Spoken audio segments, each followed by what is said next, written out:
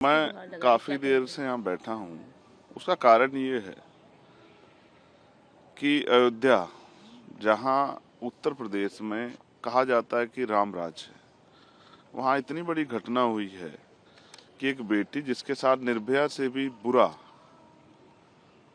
मैं आज याद करता हूँ दिल्ली में जब निर्भया के साथ ये हुआ था, तब भी हम निःशब्द थे और आज भी हम निःशब्द हैं।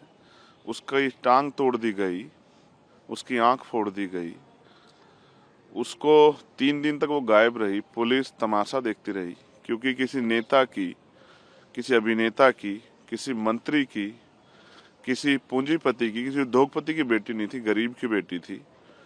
इस वजह से जो चुप्पी है, उस चुप्पी पे सरकार को जवाब देना चाहिए। वो जिस दशा में मिली थी, खून से लथपथ, अभी तक पुलिस के हाथ खाली हैं। 3 दिन तक उसकी सर्च नहीं किया गया क्योंकि वो बेटी दलित की थी, वो बेटी अयोध्या की थी। तो मैं सरकार से पूछने का काम कर रहा हूँ। और इवन प्रधानमंत्री जी, मेरे याद है, वो कहते थे कि दलितों को मत मारो, मुझे मार लो। बेटी तो बेटी होती है। आज क्यों चुप्पी है? क्या उस बेटी की अस्मिता का जवाब नहीं देगी सरकार? मैं यहाँ इसलिए हूँ क्योंकि बाबा साहब अम्बेडकर ने कहा था कि मैं किसी भी देश की तरक्की उस देश में रहने वाली महिलाओं की तरक्की से मापता हूँ। आज मैं सह नहीं पा रहा हूँ क्योंकि चारों तरफ सन्नाटा है। क्यों है?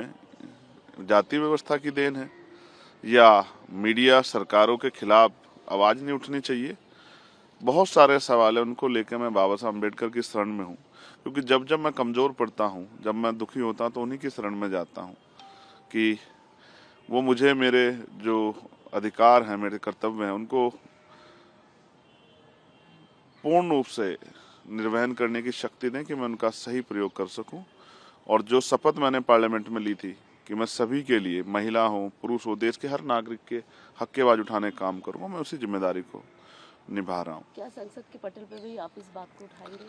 मैं स्पष्ट करता हूँ, मैं वैसे मैं एक वकील भी हूँ, संसद का सदस्य होने के साथ साथ मैं मर्यादा का बड़ा पालन करता हूँ, लेकिन आज मैं खुद को रोक नहीं पा रहा हूँ क्योंकि मेरी तकलीफ, और मैं इसमें निःशब्द हूँ क्योंकि हम उस पावर में नहीं है कि जिन अधिकारियों ने लापरवाही की उनको सस्पेंड कर सकें।